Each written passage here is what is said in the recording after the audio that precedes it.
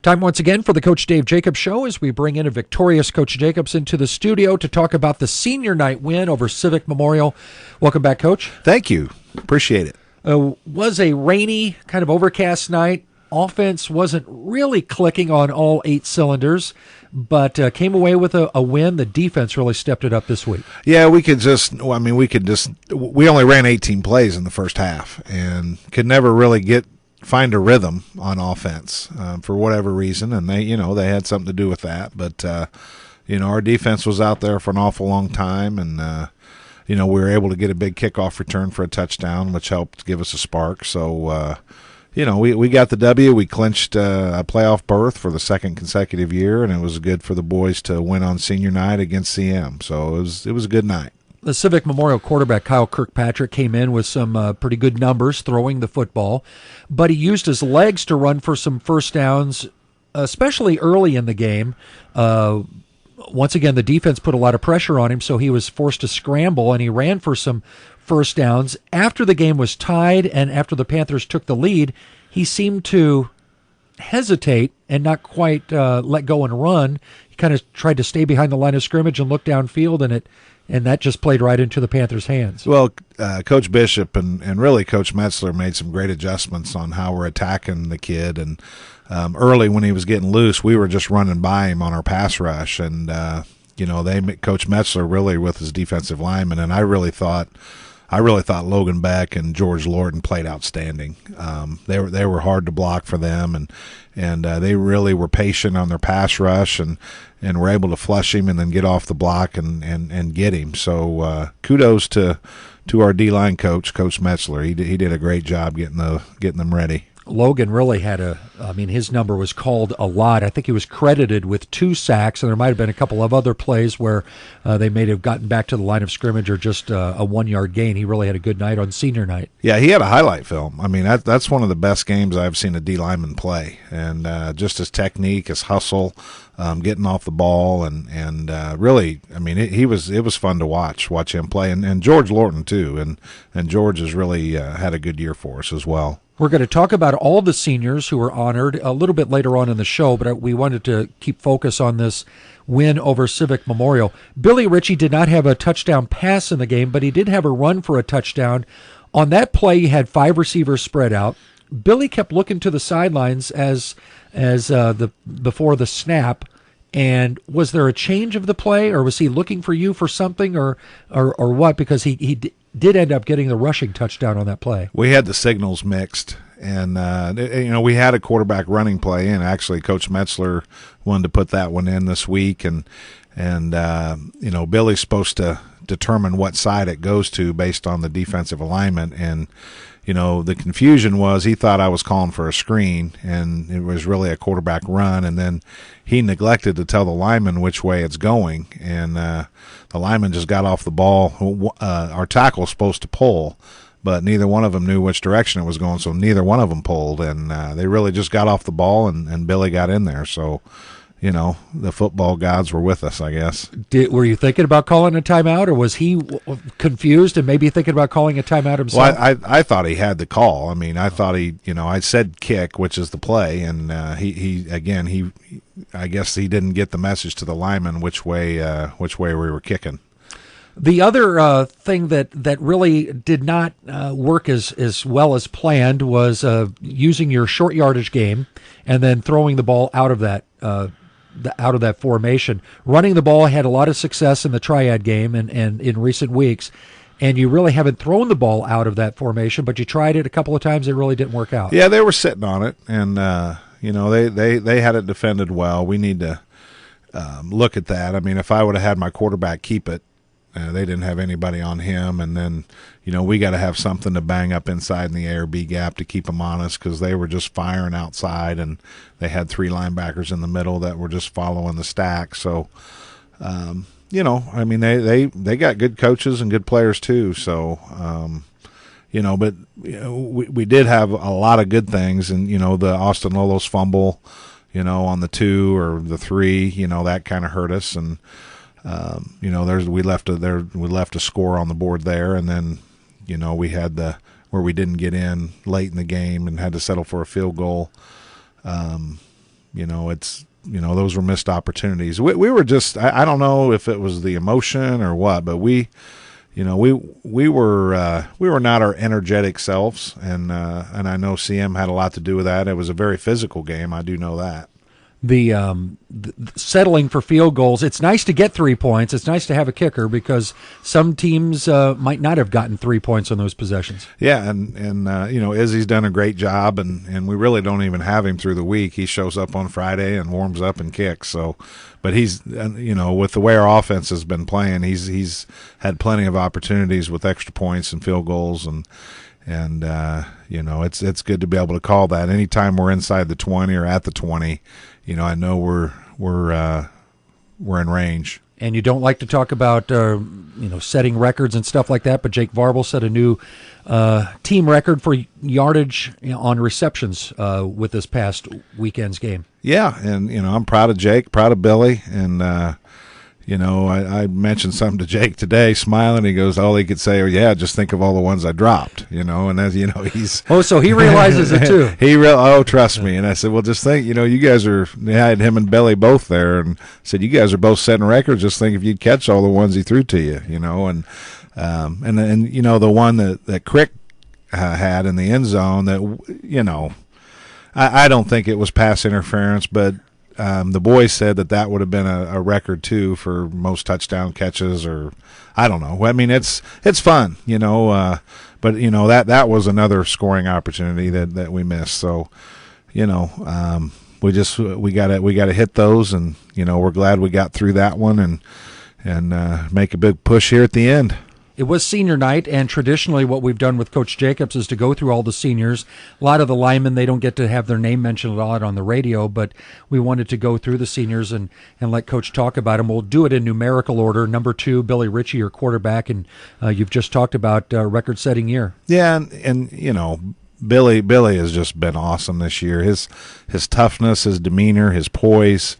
We ask an awful lot of our quarterback, and we changed our offense quite a bit, and Billy really has exceeded expectations. His earlier years, he was prone to throwing picks and stuff, and he's only thrown 4 with 24 touchdown passes, and our offensive line has done a great job. I think he's only been sacked 2 or 3 times all year with as many times as we've thrown. But Billy is just, I'm really, we were a little apprehensive, to be honest, at the beginning of the season, just with his decision making, and he has that kind of gunslinger mentality where he'll just chuck it, and he had that last year a little bit, but he really matured and really grew into a very special high school quarterback, and I believe will have a chance to play at the next level somewhere. Yeah, he's had a lot of drops by his receivers. He's put the ball right where only our guys can catch it, except for there was one pass the other night. He hit the opponent's shoulder pad, and nobody had a chance to catch it. Now, he was lucky not to get it intercepted, but there hasn't been too many balls like that all season long. No, that was one of his few bad ones, and really, I'm so proud of that young man, and we're looking forward to finishing strong with him. Prior to the season, number 9, George Lorton on the roster, you said you expect big things from him, and you've gotten them. Every year you have surprises, good and bad. And George really came on at the end of last year. George has been kind of a quiet kid, and but he really has come out of his shell, through the off season, and really had an outstanding camp at Lindenwood, a team camp where, one-on-ones versus all the offensive linemen. I don't think he lost, and we were excited about his potential and just how he's matured as well, and understands the game very well, and has great technique, a great motor, and he's certainly going to be up for some all-conference honors, with the seasons he's had. Comes from a family where his dad was a coach, so he's got that football mentality. He's got uncles that are head coaches in the game. one thing about George, I guess, and some of these other players, they've gotten, I guess, confidence at that Lindenwood camp more than anything else. They got a lot of confidence there. Yeah, and that's, we need more guys going to get that confidence, and you can tell that the guys that did go and the difference that it made for them once we started our camp, and it's something that we will continue to do. Numbers 11 and 12 on the roster, very similar players. They both play similar positions. Number 11, Kyle Bertino. Number 12, Austin Terman. They're offense, defense, special teams players. They play a lot. Yeah, and they're very football savvy. I mean, they're excellent defensive backs, and really, Terman has really stepped in when we've had, when we needed to give Jake a blow, or even Obi, and I mean, Terman he'd be a starting receiver on most teams, and he probably should be on ours. We're just, we need to try to use him a little bit more. But, both those guys, and Obi's just, Obi has that little wiggle to him. He's got that, you just say he has it. And, his athletic ability, he does things you can't teach. He's got a knack for the ball. He's leading the conference, or he led the conference in interceptions and kick return yards. And I think Austin is leading in punt return average. Yeah, we have a lot of guys at the top of our conference. I kind of looked at that. I'm sorry, I did kind of look at the end of the conference stats because our all-conference meeting will be coming up. But we had several guys in several categories at 1 and 2 in the conference, which is nice to see. There's another receiver on the roster who doesn't get to play a lot, but he's been a part of the team for 4 years, Josh Kinder. Just a numbers game with him, I guess. Yeah, and, Josh loves being a part of the team. It's good to have guys like that, and for whatever reason, I mean, Josh is a great kid. He works hard. He comes to practice. He does all the things. He just stuck in a spot where, there were some guys ahead of him, but the one thing about Josh, he's never complained about anything. He just loves being there. He loves being a part of the team and helping us win. And he's the ultimate teammate to have. You got a kid a couple days a week, and he kicks it through the uprights almost every time you ask him. Austin Isringhausen. Yeah, and he's been a gift, and it really started last year, and we had the 10-1 team and had a good offense, and he's getting a lot of opportunities, and Izzy's steady when he comes, and he's dang near automatic, and it's I'm glad that that Coach Bernie allows the soccer kids to come over and really help us win as well. Somebody I don't know a lot about, and maybe the listeners don't know a lot about, Paul Klinga, is listed as a senior, and he's wearing the Panther uniform this year. Yeah, the Colonel. We call him Colonel Klinga, our German foreign exchange student. He's, he academically he's a senior in Germany here. I listed him as a junior just because I wanted him to be able to play JV ball, and I think we mentioned before that. When he came this fall, Germany, their high school football season's in the summer, so he just got done playing over there and was able to come here. And I wish we could have Paul for another year. But he's a tough kid. And you talk about a kid. I don't know if I could do it. Where you go to another country, you're living with a new family, and then you walk into a football team that. I mean, he almost didn't want to do it because he came to them first couple practices and he's like, Coach, this is way too serious here. So, but we talked him into hanging in there, and I'm sure he's glad that he did. Number 44 has sprinter speed, but he's got the body of a linebacker, and he's got the toughness of an interior lineman, Austin Lolos. Yeah, and he had a great year last year, and another great year this year. He's going to end up with well over 2,000 yards rushing for his career, and several touchdowns and kickoff returns. And Austin's just a special kid. I mean, he if you remember 3 years ago when I first came here, he was our starting nose guard. And and you go from nose guard to he didn't like doing that. He didn't like doing it, but he did it, and and now like I said, I mean, he's going to have well over 2,000 yards rushing and several touchdowns and all conference honors, and somebody that I believe can go on and play at the next level as well. Logan Beck played both sides of the ball last year, started this year as both an offense and defensive lineman.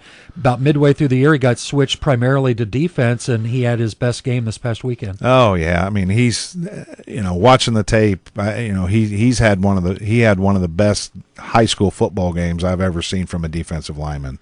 He was fundamentally sound. He got off blocks, and he got after it, and that he made his own highlight reel. And Logan's just a great kid. He's a soft, always smiling. He's got a big heart. He's always wanting to hug you, which that's good. I like that. But when he gets on the football field, he knows how to turn it on, and Logan's just a good boy, good one to have. That's very talented. The rest of the seniors are all in the 60s and 70s. Are just linemen. We don't have to. No, that's the most important guys right there. Well, Lucas and then Kendrick and Austin Goheen and then Chase Davis and Christian Klein. If you want to talk about them in a group or individually, you tackle it anyway. Well, sure. I mean, Lucas has had a great year for us. He's pound for pound. He's probably our strongest kid. Him and Christian Klein as far as the weight room go, and he's been very steady at center. He's a tough kid. He plays hurt a lot. I think he's got the body of a 70-year-old. But he's a warrior. He's a tough, quiet kid that really kind of anchors our offensive line and starts the offense with the good snaps and calls the fronts and has been really steady. Excuse me. Christian Klein. He started for us last year, and he's our biggest kid. And Christian's kind of nasty on the field. I mean, he's kind of our guy that he's not dirty, but he'll take a shot when he's got one, and he's always smiling too. He I think he's been called the most photogenic on the team. Isn't he cute? He finds the cameras. Oh yeah, but he's got a little nastiness to him, and he likes playing and he's very physical, and Goheen, Austin Goheen, really has had a great year as well. He he's a weight room kid, tough. He was an all-conference kid last year, and certainly will be nominated again this year. And those guys together have been fun. Chase Davis, he's our genius, self-proclaimed genius. He's our engineer. He's going to go into some kind of engineering, and he's had a great year for us too. When he was a sophomore, he came to me and he didn't know he was ready to turn it in, and I know he's glad that he didn't, and he's really had a special year. And then Kendrick Soar, he's a kid that does absolutely everything right. He's a great kid. He was my first call this summer when there was community service to be done, because I know he would do it and he would get other guys to do it. And he, Kendrick, I'll talk him out of it, but he could go into coaching. I mean, the kid could, he knows every position, fundamentals, he knows film, and, he's really starting to play a lot more here towards the end. And here's a kid that has stuck with it. And didn't get to play a whole lot last year, and really worked hard and really worked on his fundamentals. And like I said, he's really a coach on the field, because he can play any of the lineman positions just because he knows what to do. Yeah, I think he got him as backup at center and the two guards, and then he's also played tackle. Yeah, and that's a credit to him as well. We're going to take a break here. We've still got Mattoon to talk about. That's the final game of the regular season, and hopefully a win number 7. But Mattoon, they're playing for win number 7 as well. We'll continue the Coach Dave Jacobs Show after this word from Sinclair Foods. Sinclair Foods is now making its one-of-a-kind Panther Burger available to everyone just in time for the fall sports season, and they are sure you're going to love them. But don't stop there. From their quality meats, fresh bakery, delicious deli with Champ's Chicken, you can't go wrong by stopping at Sinclair's. Sinclair Foods, large enough to serve you, small enough to know you.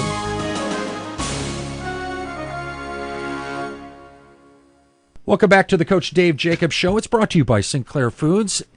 And we preview Week 9 of the regular season. It's another non-conference game, and it's an Apollo Conference opponent, the Mattoon Green Wave, a team that played twice last year. They've played teams from the Mississippi Valley Conference, so there's a little bit of familiarity. And they're a team that's 6-2 heading into Week 9. Yeah, they struggled early in the season, but they got a good football coach over there, and he was a college coach. He coached at Indiana State, and he gets his boys ready, and we're very familiar with them. As you said, we played them Week 9 and 10 last year, and we're going to go over there. It's going to be their senior night, and when I was coaching in Champaign, Mattoon was part of the Big 12, and you always kind of dreaded going to Mattoon because they do it right over there. It's packed.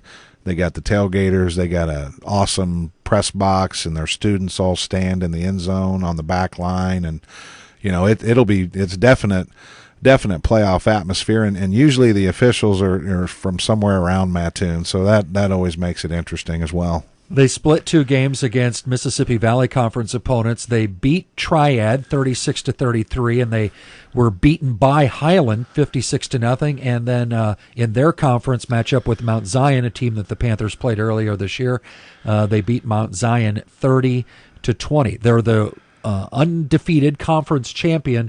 In an Apollo conference, it's a little bit down this year. Yeah, and you look at it, especially Charleston, who had a great year last year. They only won 1 ball game this year, but yeah, you look at it across the board. Their conference is down, but if you look at Mattoon on film, we're really kind of looking at ourselves.